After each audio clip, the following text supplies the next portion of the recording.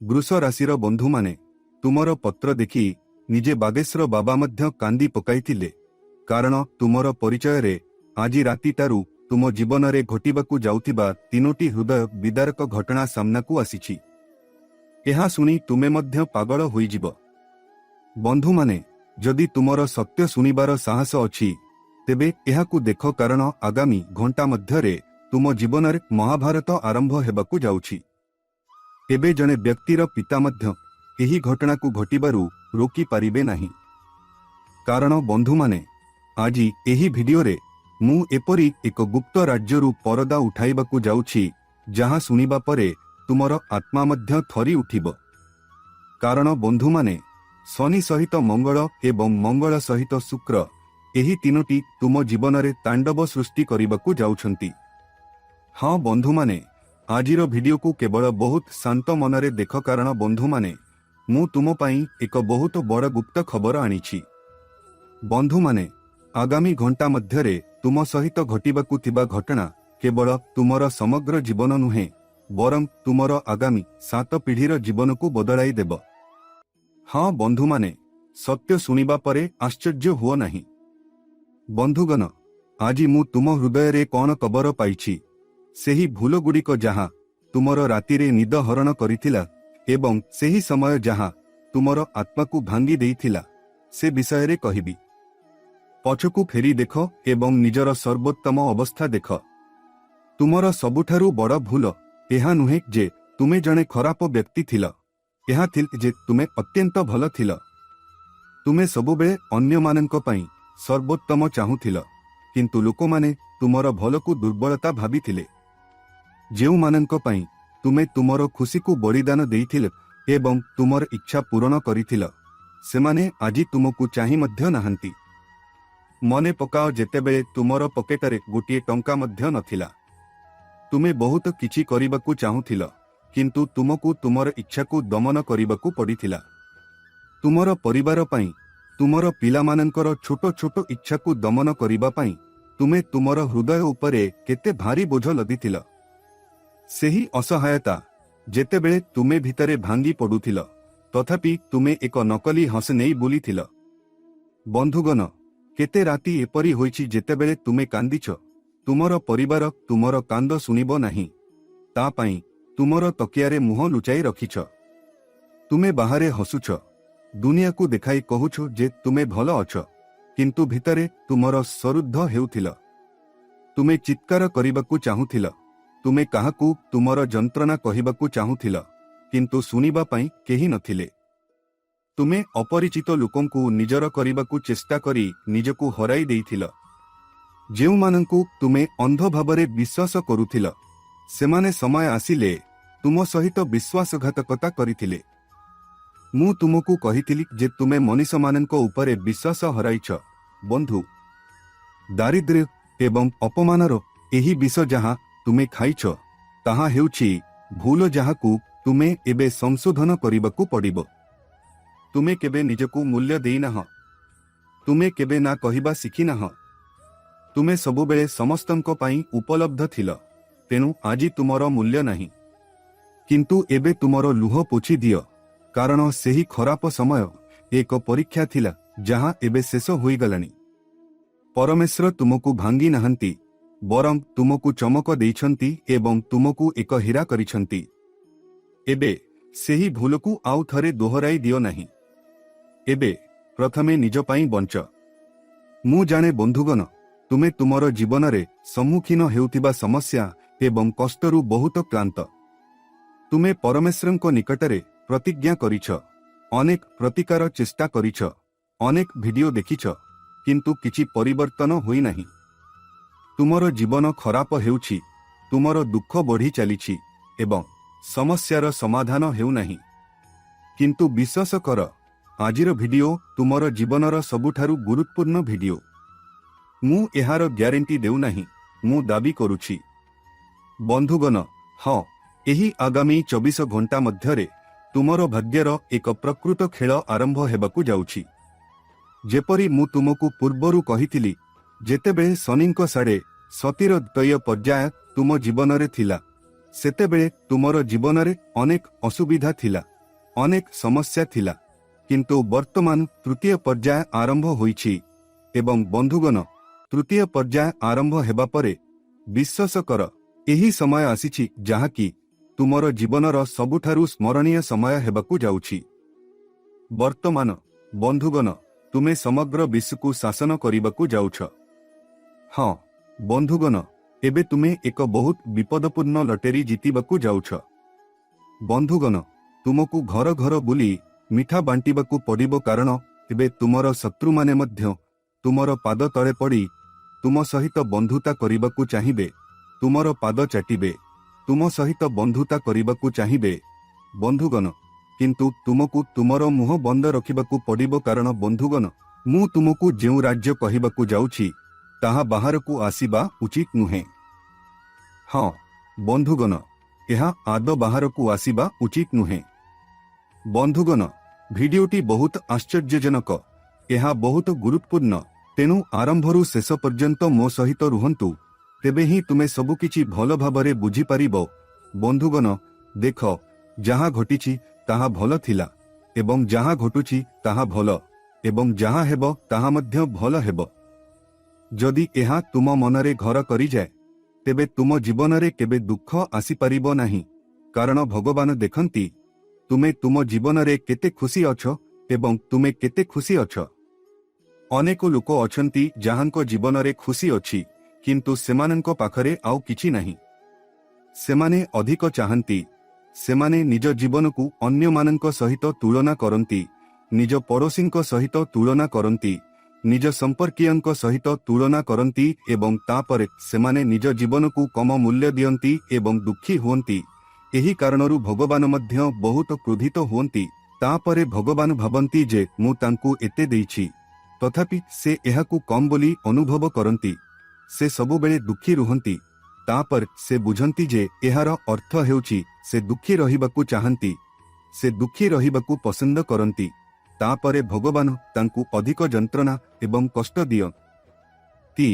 ତେଣୁ ବନ୍ଧୁଗଣ, ଯଦି ତୁମେ ଏହି କଥା ମନରେ ରଖ ଯେ ଭଗବାନ ତୁମକୁ ଯାହା ଦେଇଛନ୍ତି ତାହା ବହୁତ ଭଲ, ଭଗବାନ ତୁମକୁ ଯାହା ଦେଉଛନ୍ତି ତାହା ବହୁତ ଭଲ, ଯଦି ତୁମେ ଭଗବାନ ତୁମକୁ ଯାହା ଦେଇଛନ୍ତି ସେଥିରେ ଖୁସି ରହିବା ଶିଖ, ତେବେ ଭଗବାନ ତୁମକୁ ଅଧିକ ଖୁସି ଦେବେ ଏବଂ ତୁମେ ଅଧିକ ଉନ୍ନତି ପାଇବ।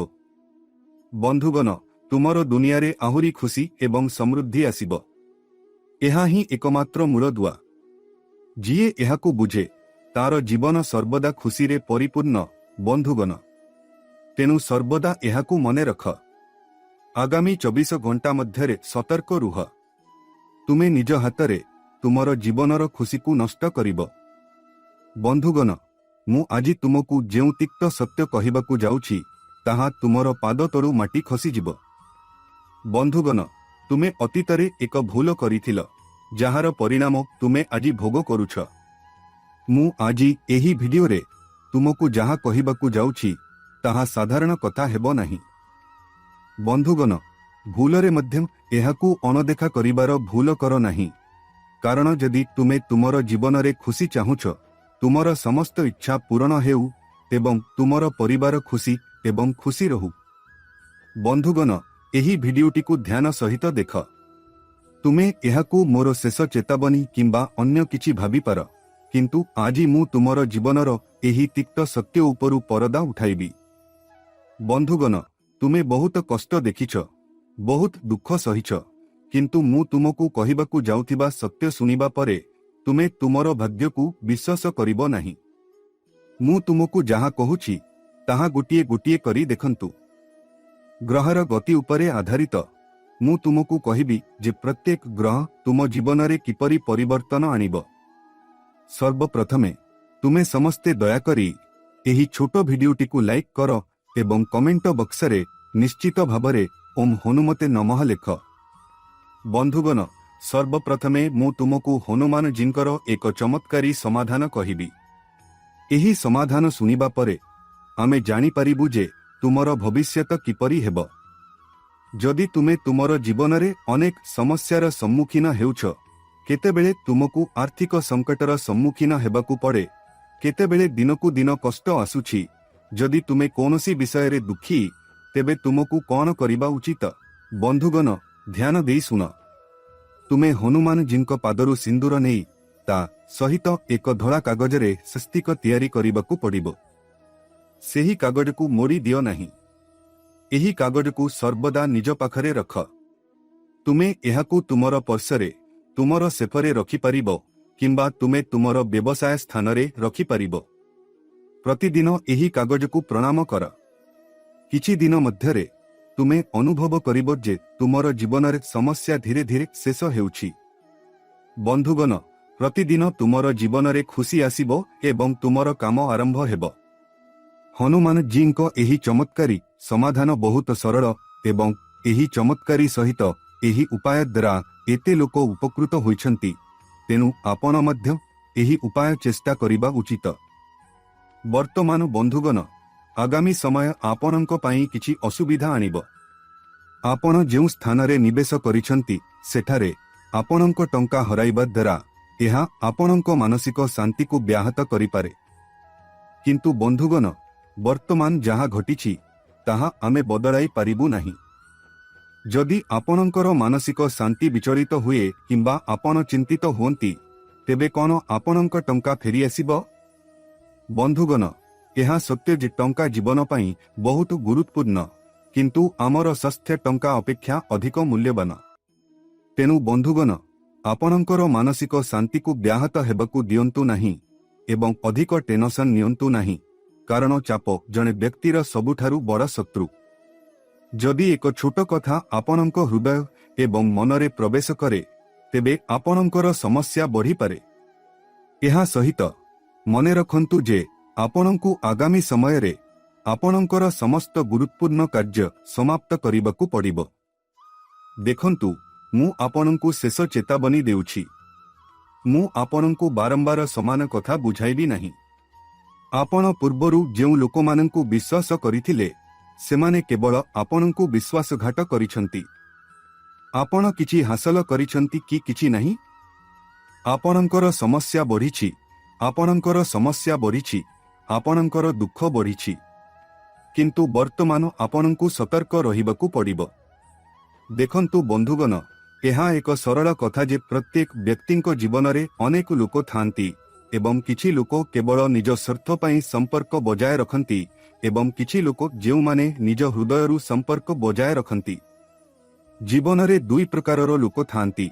जणे जिए सबु बेले आपणଙ୍କର निजर एवं अन्य जणे जिए निजकू आपणଙ୍କର निजर बोली देखाई थाए। तेनु जीवन रे आपणଙ୍କୁ मने रखिबाकू पड़िबो जे आपणଙ୍କ जीवन रे केउ लोक माने गुरुत्वपूर्ण। आपणଙ୍କୁ सेही लोकमानଙ୍କ सहित सम्मानर सहित व्यवहार करिबाकू पड़िबो। अर्थात आपणଙ୍କୁ सेमानଙ୍କ सहित सम्मानर सहित व्यवहार करिबाकू पड़िबो। आपणଙ୍କ परिवार रे वर्तमान किछि घटना घटिबार संभावना अछि। बंधुगण परिवार रे वर्तमान कहार हठात दुर्घटना हेबार संभावना अछि। तेनु मु आपणଙ୍କୁ कहिबाकू चाहूछि जे जदि घरर प्रत्येक सदस्य गाड़ी व्यवहार करंती तेबे सेमानंकु टिके सतर्क करांतु। सतर्कता सहित गाड़ी चलांतु। धीरे गाड़ी चलांतु। पारिपार्श्विक अवस्था विषय रे सचेतन रुहंतु। बंधुगण देखंतु मु कहू नहीं जे जदि आपण आद गाड़ी चलांतु नहीं। जदि आपण टिके सतर्कता अवलंबन करंती तेबे एहा कहार कोन क्षति करिबो। किंतु आजिर समय रे लोक माने बहुत असावधान द्रुत गति रे गाड़ी चलांती निजकू विपदरे पकाई थांती एवं समस्या को आमंत्रण करंती। जदि तुमे से प्रकारर व्यक्ति नुह बंधुगण तेबे मने रख जे तुमे एही गाड़ी चलाइबा उचित नुहे। एही समय रे तुमे एपरी काम करिबा उचित नुहे। एहा सहित तुमे अतीतरे तुमर प्रियजनंकु मिछ कहितिबो एवं सेही मिछ धरा पड़ी पारे एवं जेतेबेले सत्य बाहर को आसीबो तुमे तुमर बंधु एवं संपर्क हराइबार भय करिबो। सेथिपाई मु सबुबेले कहे जे जदि तुमे तुमर प्रियजनंकु मिछ कहुछ तेबे एहाकू बहुत भाबिचिंती कुह एवं पूर्वरु मने रख जे सेही मिछर परिणाम कौन हेबो। बंधुगण देख प्रत्येक मिछ निश्चित भावरे किछि ना किछि नहीं जाए। जेतेबेले सत्य बाहर को आसीबो केही ताकू सह्य करिबाकू साहस करंती नहीं। तुमर बंधु को तुम घरे बहुत सम्मान दियाजिब।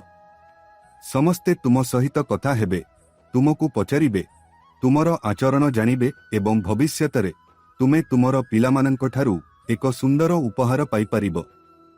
देख, घर, परिवार, संपर्क एसबु जीवनर गुरुत्वपूर्ण दिग एवं जीए एही सबु जिनिस सहित जडित रही थाए सेही व्यक्ति सबुबेले खुशी रे बांधी होई जाए। आजिकाली परिस्थिति एपरी होई जाइछि जे लोकमाने पृथक पृथक घरे रहुछंती।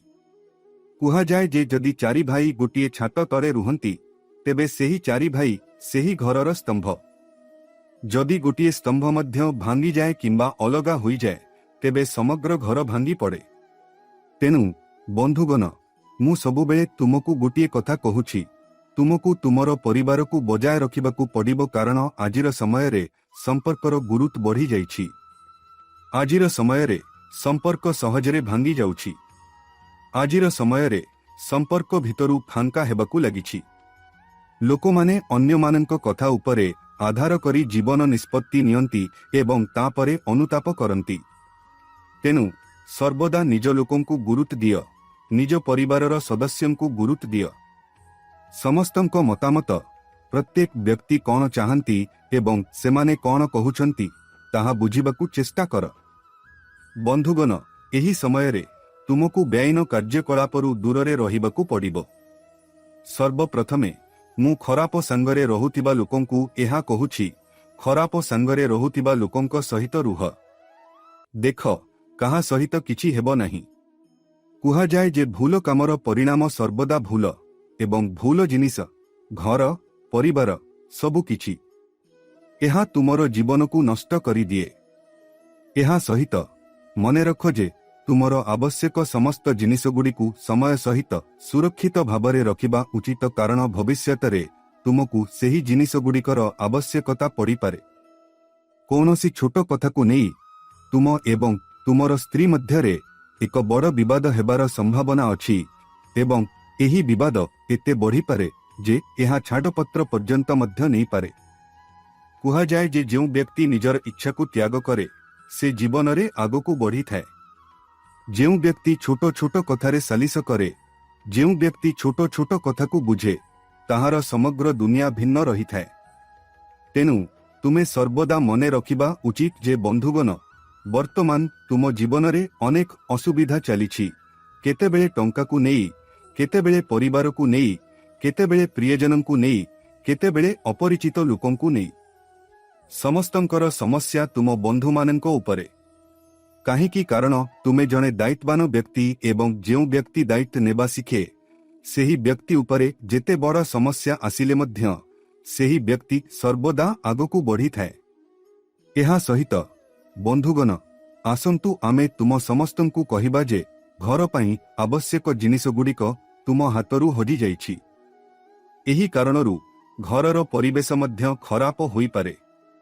तुमे तुम घरे मास किंबा सप्ताहरे थरे किंबा दुई थर हनुमान चालीसा किंबा सुंदर कांड पाठ करिबा उचित। जिए भगवानंको पाई समय बाहर करे से केबे भी निज जीवन रे कौनसी असुविधार सम्मुखीन हुए नहीं। भगवान सर्वदा सेही व्यक्ति को समर्थन करती एवं सेही व्यक्ति सर्वदा आगको बढ़ी थाए। कारण बंधुगण, आजिर समय रे समस्ते निज निज व्यक्तिगत जीवन रे फसी थांती। केही भगवानंको पाई समय बाहर करती नहीं एवं जेतेबेले असुविधा आसे सेतेबेले सेमाने भगवानंको गाली देबा आरंभ करती। हे, एहा भगवानंको जोगु होईछि। हे, एहा पछरे भगवान अछंती। तुमर भगवानंको दोष देबार कौनसी अधिकार नहीं। कुहा जाए जे जिए भगवानंको पाई समय बाहर करे, भगवानंको उपरे प्रकृत विश्वास रखे, से सर्वदा खुशी रहिबो। सेही व्यक्तिंको जीवन रे दुख एवं जंत्रणा रहिबो, किंतु से केबे भी एते निराश हेबो नहीं। बंधु, तेनु परिवार देवता एवं समस्त देवतांकु खुशी करिबा पाई तुमर बहुत आवश्यकता अछि। मु तुमको कहिबाकू चाहूछि जे एही समय रे तुमे तुमर जीवन रे जहाँ भी निष्पत्ति नेबाकू चाहूछ ताहा शीघ्र नेबाकू चेष्टा कर, कारण जदि आमे समय अनुसारे किछि काम न करू तेबे समय खसी जाए एवं तापरे आमे अनुताप व्यतीत आउ किछि पाइबू नहीं। ତେଣୁ ଅନୁତାପ କରିବା ଉଚିତ ନୁହେଁ। ଆପଣଙ୍କ ଜୀବନରେ ଏବେ ଧାର୍ମିକ ଯାତ୍ରା ହେବାର ସମ୍ଭାବନା ଅଛି। ଆପଣ ଆପଣଙ୍କ ପରିବାର ଦେବତାଙ୍କ ସ୍ଥାନକୁ ମଧ୍ୟ ଯାଇ ସେଠାରେ ନିଜର ଇଚ୍ଛା ପୂରଣ କରିପାରିବେ। ବନ୍ଧୁଗଣ, ଯେଉଁ ବ୍ୟକ୍ତି ପରିବାର ଦେବତାମାନଙ୍କର ଧ୍ୟାନ କରନ୍ତି, ସେମାନଙ୍କୁ ପୂଜା କରନ୍ତି ଏବଂ ସେମାନଙ୍କ ସହିତ ଜଡ଼ିତ ରୁହନ୍ତି, ସେହି ବ୍ୟକ୍ତିଙ୍କ ଘରକୁ କେବେ ଦୁଃଖ କିମ୍ବା ଯନ୍ତ୍ରଣାର ସମ୍ମୁଖୀନ ହେବାକୁ ପଡ଼େ ନାହିଁ। ସେଥିପାଇଁ କୁହାଯାଏ ଯେ ଦେବତାମାନଙ୍କ ଉପରେ ବିଶ୍ୱାସ କରିବା ବହୁତ ଗୁରୁତ୍ୱପୂର୍ଣ୍ଣ, କାରଣ ସେହି ଦେବତାମାନେ କେବଳ ଦେବତା ନୁହନ୍ତି, ସେମାନେ ଆମର ପୂର୍ବପୁରୁଷ ଏବଂ ପୂର୍ବପୁରୁଷ।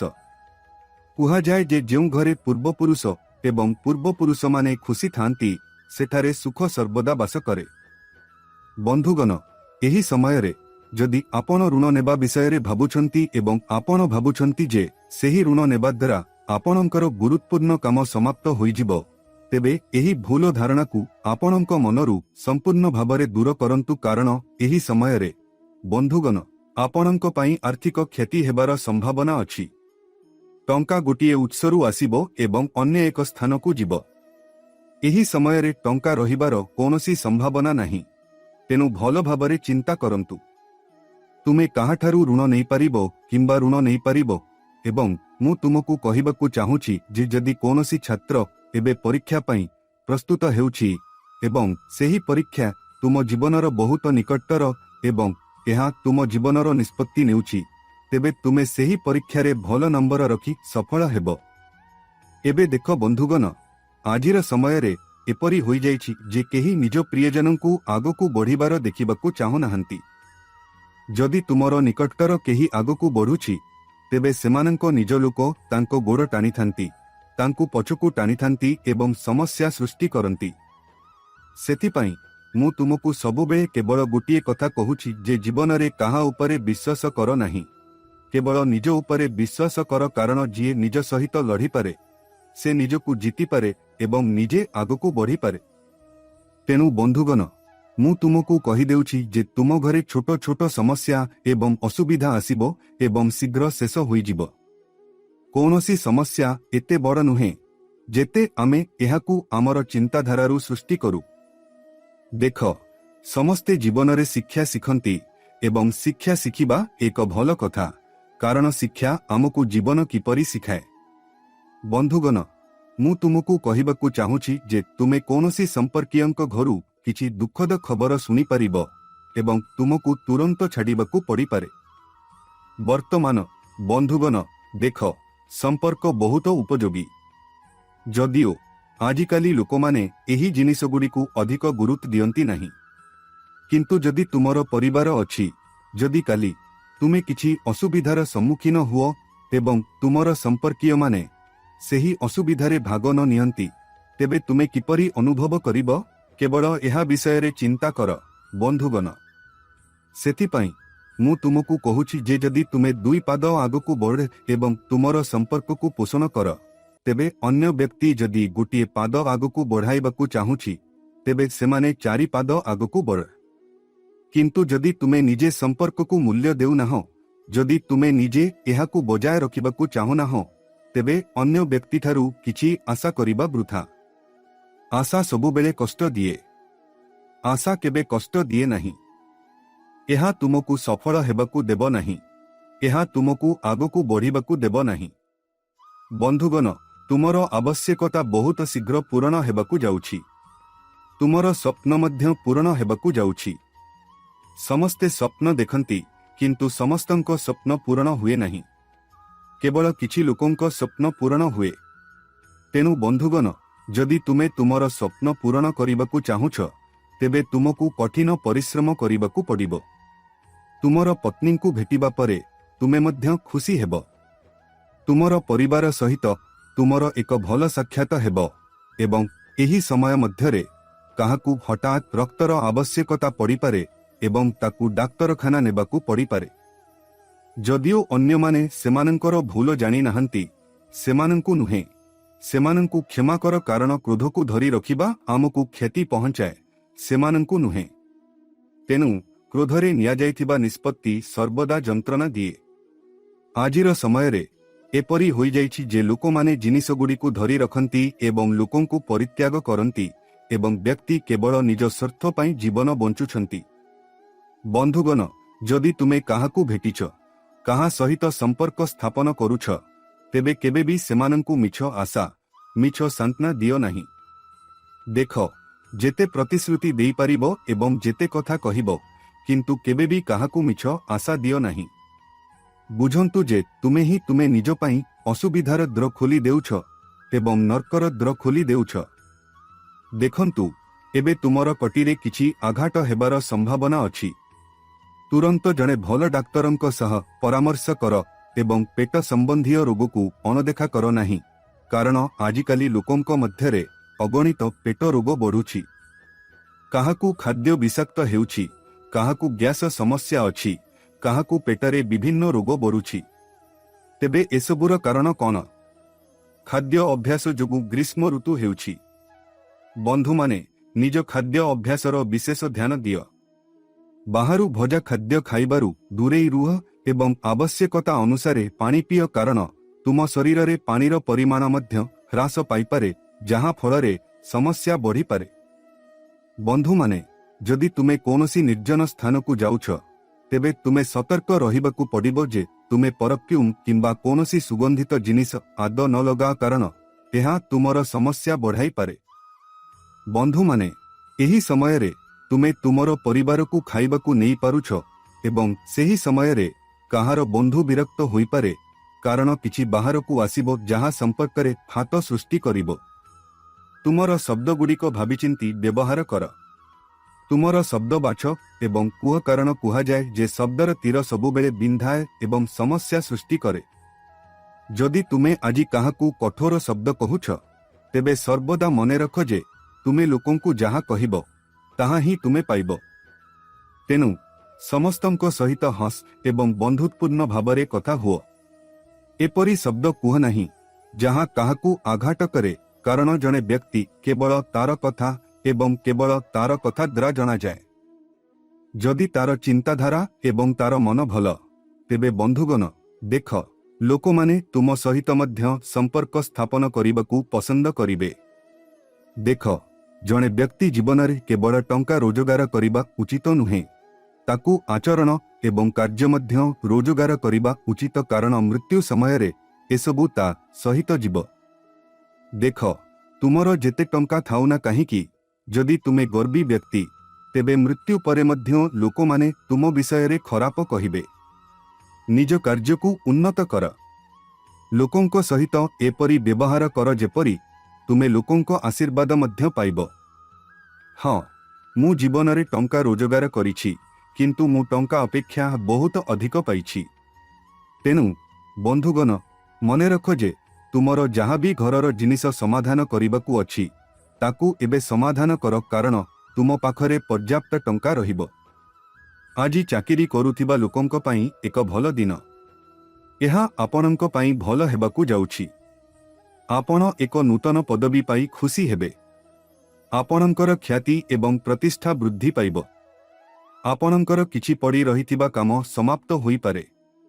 बंधुगण, जीवा पूर्वरु एक कठोर सत्य सुनंतु, जाहाकू आमे जानु किंतु ग्रहण करिबाकू भय करू।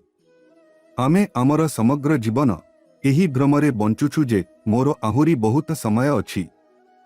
आमे काली पाई चिंता करी आमर आजिकू जड़ाछु, किंतु कठोर सत्य हेउछि जे आमे परवर्ती निश्वास नेबु कि नाही, ताहार कोनोसी ग्यारेंटी नाही। आपण शरीर को सुंदर करिबारे एवं धन संग्रह करिबारे आपणंकर रातिर निद्रा नष्ट करुछंती। मने रख बंधुगण, जहाँ भड़ारे अछि ताहा सबु। हाँ, एही शरीर मध्य तुमरो नुहे। एहा मध्य माटीरे तियारी एवं माटीरे मिसी जीव। जेउ दिन तुमे आखि बंद करिबो, एही दिन एही दुनियार लोकमाने तुमरो नाम आगरे लेट लगाइबे एवं तुमरो निज लोक, तुमरो पोषाक एवं जिनिस पत्र घरु बाहर को फोपाड़ी देबे। तेबे एही अहंकार काहीकि, एही घृणा काहीकि? जीवनर सबुठारु बड़ सत्य हेउछि कफनरे पकेट नाही। तुमे एठारु छुंची मध्य नेई पारिबो नाही। जदि तुम सहित किछि जाए, तेबे ताहा तुमर कर्म एवं तुमे विश्वकु देइथिबा प्रेम हेब। ତେଣୁ ଲୋକଙ୍କୁ ପରାସ୍ତ କରିବାରେ ସମୟ ନଷ୍ଟ କର ନାହିଁ, ବରଂ ଲୋକଙ୍କ ହୃଦୟ ଜିତିବାରେ ସମୟ ନଷ୍ଟ କର, କାରଣ ଯେତେବେଳେ ସର୍ବଶକ୍ତିମାନଙ୍କ କୋର୍ଟରେ ତୁମର ହିସାବ ଶୁଣାଯିବ, ସେତେବେଳେ ଓକିଲଙ୍କ ଯୁକ୍ତି ସେଠାରେ କାମ କରିବ ନାହିଁ, କେବଳ ତୁମର କର୍ମର ସାକ୍ଷ୍ୟ ସେଠାରେ ଶୁଣାଯିବ। ଯଦି ଏହା ତୁମର ହୃଦୟକୁ ଛୁଇଁଛି, ତେବେ ଏବେ ଭିଡିଓକୁ ଲାଇକ୍ କରନ୍ତୁ ଏବଂ ମନ୍ତବ୍ୟରେ ଜୟ ଶନିଦେବ କିମ୍ବା ଜୟ ବଜରଙ୍ଗବଲି ଲେଖି ନିଜର ଉପସ୍ଥିତିକୁ ଚିହ୍ନିତ କରନ୍ତୁ। ନିଜର ଯତ୍ନ ନିଅ ଏବଂ ଖୁସି ରୁହ। ଧନ୍ୟବାଦ।